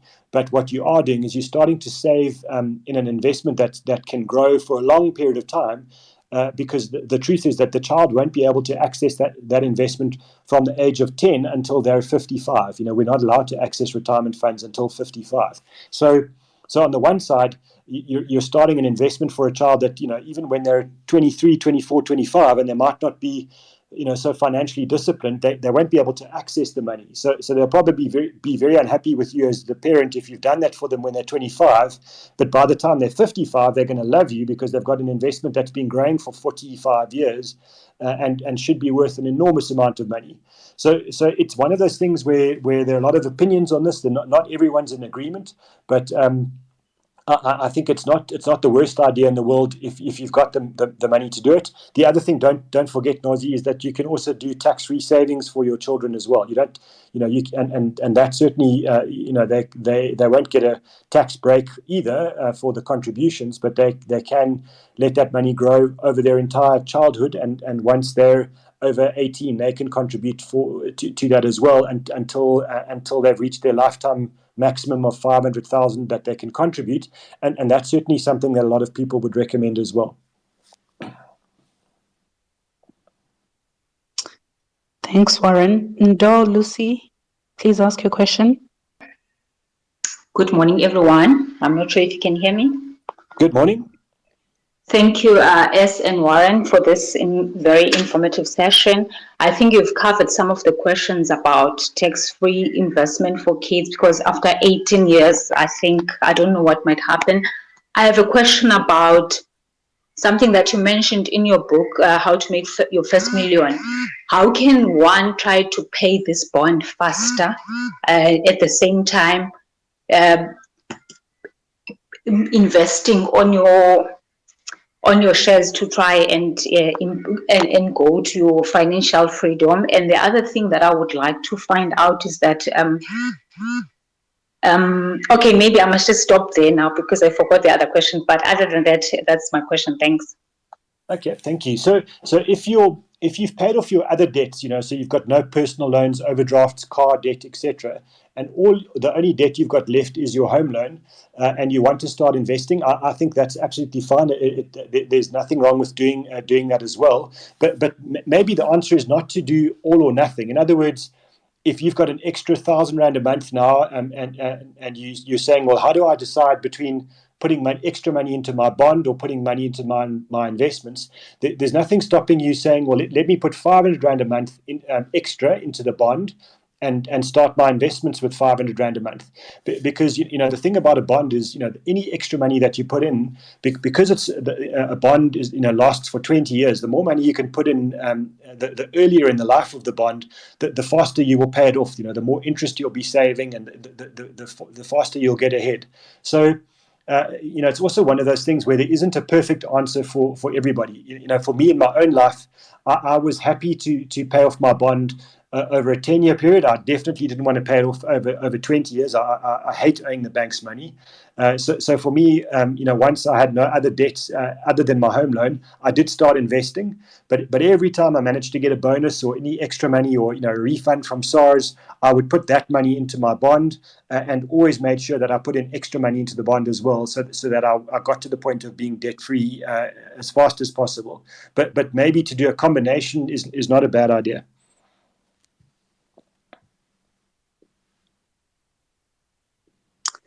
Lord of the Rings, Tez, you're up. Thanks for that, S. Thank you for the discussion. I have two questions, and they may be a bit related. And the first one has to do with opportunity cost. And I think this comes in line with diversification. And I think we can agree some of the greatest investors in the world don't invest in the top 40 on the JSE. This is with regards to Warren Buffett and them. How does one then deal with the opportunity cost, knowing that there is a bit of doubt in certain economies, and perhaps they can receive better growth in other regions? And my second question as well is, how often should one review their investments? I think this hasn't really been discussed or touched a lot on period of reviewing your investment and when you can make changes. How often do you think one should do that? Thank you. My first comment is, geez, you got a voice for radio. You should look at a different career. So the diversification question, I agree with you. So I think if you're going to buy buy shares as an asset class, then make sure that you've got a spread of shares across many geographies. So if we're talking about South African here, I mean, I would certainly say don't just buy the top 40 index in South Africa. Try and buy the top 40 index here, but maybe also then the world index, which gives you exposure to everything from America all the way to Japan. And so then you've got a good spread between South Africa and overseas shares. So certainly the spread of assets or shares across geographies, I'm 100% on your page. I couldn't agree more. But maybe I guess you're kind of going between the lines or reading between the lines a little bit on your question. There is if we talk about someone like Warren Buffett, you're right. He didn't make his career by investing in the index. He was a professional investor who bought companies for his entire career, and he specialized in researching businesses, and so for him, because it was what he's been doing for. I think he started when he was kind of 9 or 10 years old. I mean, and he's now 90. He's been doing it for 80 years. He's an incredible expert in choosing companies. But if that's not what you're going to do for a living every single day of your life, he would tell you. I watched him when I was in Omaha listening to him speak, and someone asked him this question, and he said, if you're not going to do it for a living, choosing shares, then his suggestion is buy the index, because history shows that only 2 out of every 10 professional money managers can do better than the index. So what chance do we have, if we're not professional investors, what chance do we have of doing better than index? And his view was that's what he's going to tell his executors to do for his wife when he passes away. So if that's what he's going to do for the person he loves the most in the world, then I think it's not a bad thing for us to do for ourselves, unless we're professional investors. I don't have a problem with that kind of a strategy. So I think there is an opportunity cost. For example, if you miss out on buying Tesla or Amazon once they've when you realize that they've done incredibly well, but what you've also done is you've avoided a whole lot of other shares that you could have bought where they've gone off to zero value.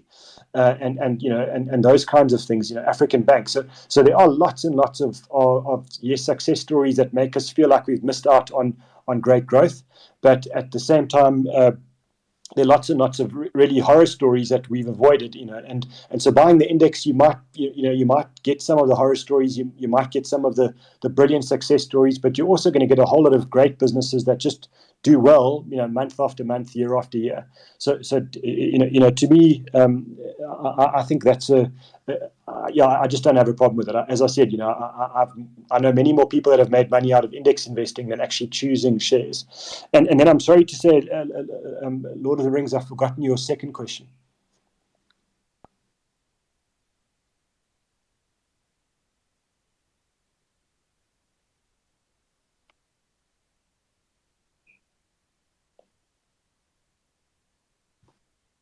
Hi, Taz. Are you there? Can you hear us? Oh, sorry. My second question was with regards to how often one should review their investment choice or their investment performance. Such a good question. I'm sorry I forgot it. It's actually a great point. My view is, when you're looking at your whole portfolio, so when you're looking at all of the things that you own, your retirement annuities, your tax-frees, your shares, exchange-traded funds, unit trusts, all of that, it's really important that you do that once a year, at least once a year. So that's looking at everything top to bottom. It's looking at your budget. It's looking at your income, your expenses, then your insurances, and all of your investments, and making sure that they're all still performing the job that they should be doing. And certainly you shouldn't be doing it less frequently than once a year.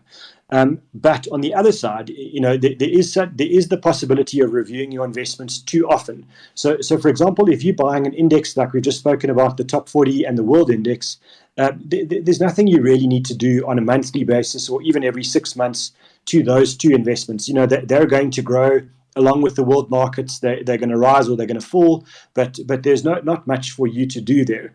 However, if you're if you're one of those individual share buyers, someone that buys individual shares, or you've bought derivatives, or you've bought cryptocurrencies or whatever it is, and you bought things that tend to move really quickly, then unfortunately you're going to need to monitor those kinds of investments a lot more closely. And I would think at least every day you need to just have a look and make sure that you understand what's going on. Definitely for the very fast moving things. If you're only buying individual shares and none of the other stuff, then potentially you can review it, let's say once a month. But I would definitely want to put alerts on my apps to just give me any news if I buy an individual share and there's some kind of a news story breaks that the CEO got fired for corruption or something like that. I want to know about it as fast as possible. So unfortunately, when you've got lots of individual investments, it requires a lot more effort and a lot more work from you. If you're buying indexes or just kind of balanced unit trusts, I think every 6 months or every year is perfectly fine to review them. Okay, thanks, Warren. 10 minutes. I'm going to ask each to ask one question so that we can get through as many questions as we can. Roniwa, please ask your question. Then it's Adele and then Sandile. Good morning, ESS. I hope I'm audible. Good. Warren, where would you factor in the tax-free savings when it comes to those rules of financial freedom you mentioned? And if you can just also just a little bit touch on funeral plans. Thanks. So tax-free savings, I think, are awesome. I think they're definitely a critical part of your investment portfolio. So there are kind of three types of investments that I think we should use in our investment portfolio. The first one is retirement funds. So whether it's your company pension or provident fund or your personal RA, then tax-free savings accounts as well. And then discretionary investments, like exchange traded funds or unit trusts or shares. So I think it's just a matter of how much money you've got to save on a monthly basis. So tax-frees, I really love them. I maximize my contribution to my tax-free every month and make sure I do my full contribution every year. Just important to note that you're allowed to only do 36,000 Rand in a year or 3,000 Rand a month, up to a maximum of 500,000 over your lifetime. So definitely, I do my RA contributions and my tax-free at the same time. So if I've got 6,000 Rand, I'll put 3,000 in the RA and 3,000 in the tax-free, and then any extra money I would put into unit trust, exchange traded funds, etc. So definitely, critical investment. I think we should all be maximizing our tax-frees if we can afford it. Just make sure that you're investing in growth assets. Don't put it in a bank where they put you in a fixed deposit or a money market account. Funeral policies, I think, a critical part of life for most of us in South Africa. And so I think they're valuable. I think they're important. My problem is that they're incredibly lucrative for insurance companies because they actually, although the premium feels like a small amount, the amount of payout that they actually pay out is quite small relative to the premium that they're charging. So insurance companies love funeral policies and they love selling them to South Africans who aren't necessarily financially literate. So I've come across, I can't tell you how many times when I've seen domestic workers that have got 5 or 6 funeral policies for one person. And it's just really an expensive kind of way to do things. So I think it's important. And I think it's valuable to get, especially if you don't have a lot of money and you need to make sure that you can look after your loved ones if they pass away, or look after yourself if you pass away, that your family can afford to bury you properly. But be careful of being charged to buy 5 or 10 or 15 of them. I just think it's another kind of a financial crime to me. And if you've got extra money, rather build up the savings where you can start to kind of self-insure your funeral if you need to, or the costs of your loved ones' funerals as well. So over time, the more we can build up our own assets, the less we have to buy insurances. But in the early days, when you don't have a lot of money, sure, I think it's an important thing to do. Just make sure that you don't have a funeral policy cover as part of your existing life assurance. Or if you work for a company, a lot of the time funeral policies are part and parcel of your pay package, and then you don't need to get extra ones. Adele, please go ahead and ask your question. Good morning, Ace and Warren. Thanks so much for this informative space, and Warren, your expert views. Very quickly, I just want to know your view currently on crypto before we watch the box at 12. That's all from I know that's what I'm saying quickly. I know we can have a little space, and just well done on that funeral. I think we should actually have a space about that on a separate time. Just a side note. But sorry, very quickly. Thanks so much. Okay, so I think cryptos are an evolving, really dynamic space at the moment. That I think I haven't put money into any cryptocurrencies. To me, it's something I'm happy to watch. I'm happy to miss out on the big jumps that I've seen in their prices. I was equally happy to miss out on the big drops in prices that I've seen. I think it's a maturing form of, I don't want to say product, because I think it's an entire ecosystem, and to me this decentralized finance space is hugely exciting. I think there's a lot of potential there, but I don't think we've seen the actual businesses and high quality investments that are going to make money out of this over the long term. So what it feels to me like is the late 1990s, when we all figured out that the internet was going to change the way that business gets done in the world. We knew that that this was a revolutionary technology that was going to change a lot of things. But at the same time, the early companies that sort of sold themselves as the ones that were going to capitalize on the evolution of the internet and the way it was going to change business, almost all of those companies don't exist today. There was no Google in that time. There was no Facebook in that time. Amazon was the thing that just sold books, and it wasn't the behemoth it is today. So I feel we're in the same sort of space today. The earliest kind of search engine around was not Google. It was something else, and that thing doesn't exist anymore. And one of the other ones was Yahoo, and that's not really a huge behemoth anymore. So I think Bitcoin and Ethereum and the like, they might well be the early adopters. They might be the ones that are attracting a lot of attention now. Are they going to be the ones that are going to make us millions and billions of rands in the next decade? I'm not sure. I'm not convinced. I think the companies that are going to change the way that the world works in this space are busy being developed now, and they will come up with really viable businesses that will attract a lot of investor interest in the right way. But I'm not suffering from FOMO on the crypto space right now. And I know every time I say something on social media that's not 100% in favor of cryptos, I get a lot of abuse. And so thanks for the question. I know what's coming now, but I think I'm happy to avoid it for a time. Warren, thank you so much. Just full disclosure, I am a financial planner and I agree with your views. I have 0 Bitcoin or crypto in my portfolio. I just wanted to share it with the Twitter fam this morning because Kaushik from Banker X and John Pierre Verstaert from Protea, they had a go at each other yesterday. And I thought it would just be relevant. And I support your views like 500%. So that's why I just wanted to put it out there. Thanks a million for everything you do. And the education, we learn so much from you. Thanks a million. And Ace, thanks for the space and the time to ask Warren a question. And let's hope the box win today. Take care, everyone. Thanks, Adele. Warren, I know we're scheduled to stop at 12, so I'll allow 2 more questions, and then I want you to just talk about your new book a little bit. So Sandile and Tech, I'll allow Lulama Shame because she's a fan and she's been waiting. But sorry, guys, we're almost out of time, so I can't really accept the other requests. So I'll take Sandile, the Tech, and then Lulama.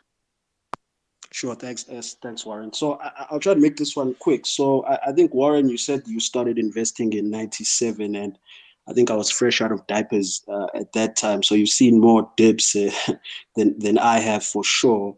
But I think we all know the younger you are, I think your risk appetite is quite high, right? And you can afford to invest in some of the riskier stocks or the riskier asset classes, right? But in a practical sense now, how does that look in terms of the transition now? Because I know now you're in like almost your mid to late 40s. Did you say, okay, in my early 20s, I was investing 10,000 and 8,000 of that was going into stock. Now I'm in my 40s, I should dial that down? Or just to bring it home now, how does that play out practically now, you know? Okay, great question. So I think there's a very nice rule of thumb, which is if you're talking about how much should you put in shares, you can take 100 and you subtract your age. So if you're 100 and if you're 20 years old, you can say, well, 100 minus 20 is 80, and that means that 80 out of every 100 rand that I've got invested should be in shares. Whereas if you're 90 years old, that means you should only have 10 out of every 100 rand invested in shares. So I still think I'm a youngster, and so I've got more than 50 out of every 100 rand in shares. And because I've hit financial freedom now, I've actually got more than that. I've got pretty much, I think, still about 80 out of every 100 is in shares. But if you're kind of building out, I think to once you've got your emergency fund and sorted, and you don't have debt, if you then have 100% of everything else in shares for your almost your entire 20s, up until the age of 30, that I don't think that's a big issue. I think it's that's taking on the risk, as you say. You've got the time on your side, and it's sensible risk to take. I hope that helps. Clear. Thanks, Warren.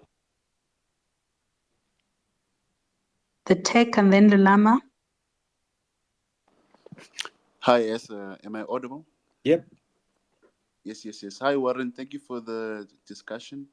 And I have a quick question on the Julia Saver strategy. How was her portfolio structured? Yeah, thank you.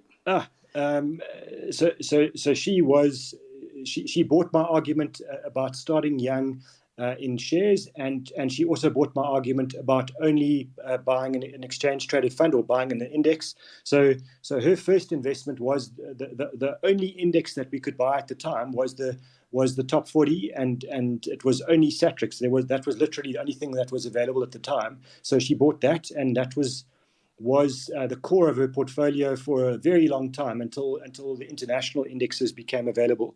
So that would still be what I would say to people starting out is, if Julia was kind of sitting across from me today and it was her first day investing, I'd be saying to her, half into the top 40, half into the world index, and do that for the next decade, and you'll be fine. And I'm sure she would have listened. So, I mean, we've got lots of new Julias out there, and that's what I think they're doing. I hope.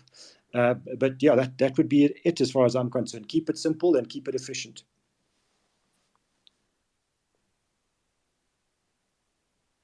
Thank you, Warren. Pleasure. Lulama. Hi, thank you for the space, and also thank you for the opportunity to ask my question. My question is simple.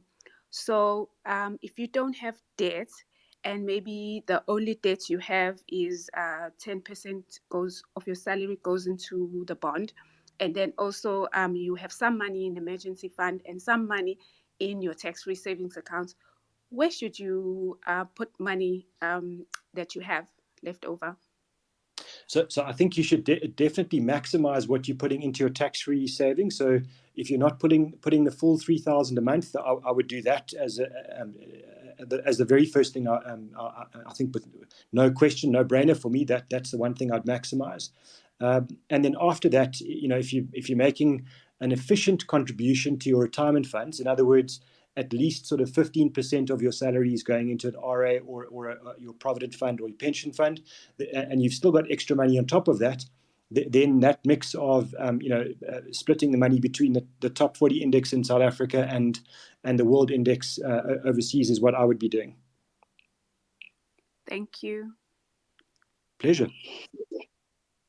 Thank you, everyone. Unfortunately, it's over 12 o'clock, and I know Warren has to be somewhere. So, Warren, do you just maybe want to tell us about your new book, what it's about? I'm certainly getting myself a copy.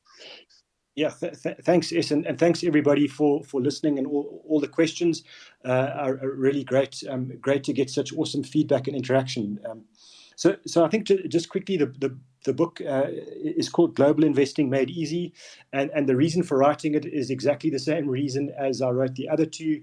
This is kind of the topic of questions that I'm getting from people all the time now, and so I mean, there's so many people out there. I think, especially South Africans that are talking nonsense about South Africa and really giving terrible advice on radio and social media about how to invest or why you should be investing, telling you to cash in your retirement funds and send all the money overseas and all sorts of nonsense, which really bothers me. And so I thought, if I listen to all the questions I'm getting, I need to kind of put down my views and how to invest overseas, why you should be investing, and also how much you should be investing overseas. So I'm hoping that it gives kind of a plain language, simple and clear way of making proper financial decisions for yourself. It does cover some of the principles that we've spoken about today. I certainly needed to cover financial freedom and those things as well, because the book is written for people all around the world. It's not just South Africans, because this global investing is a huge theme now. And so, everyone always just thinks about America when they think about global investing. And I thought it was time to write something a bit more comprehensive and something that was simple and approachable and hopefully practical. So, so that was the reason for the book. And if you have read the other two, you'll see some stuff that's a bit familiar at the beginning of the book, and then hopefully a lot more kind of detailed, practical information about how you do this global investing in a simple and clear way. Warren, thank you so much. I'll definitely be getting myself a copy of the book. I need it. But thank you so much for taking out your Saturday just to spend time with us and share your knowledge. I think for me personally, I've learned so much from you, and for you to take 2 hours of your Saturday to come out and share the knowledge that you have, I'm really grateful. And for everyone that doesn't know Warren, so I literally sent him an email. And he's so gracious and so humble. He was excited to come on the space with me, and for me, that's one thing I've certainly picked up from you is, no matter what you know or who you are, you're never too busy to share and pay it forward. And that's the basis on which your books were written. I know the proceeds from your books go to a charity to support education. So I just want to say thank you. Thank you for taking the time out. Thank you for availing yourself. And to all the people that joined the session, thank you so much. Yvette, I see you. The Outlier, I see you. Renaro, I see you. Manuka, I see you. Tando, Fiona, Tez. I see so many. Keletso, I see so many of you. So just thank you, Knox, Mishka, for everyone that joined the session. I really appreciate it. And I think for me it was a valuable session, and I hope everyone got something from it. Thank you, everyone. Warren, any last words from your side? I just to say thank you to you, Es. I think you're doing a great job inspiring the next generation of savers and investors and giving them brilliant example in the real world with no BS. You say it as it is, which I really like, and you show up the facts with screenshots, so we know it's true.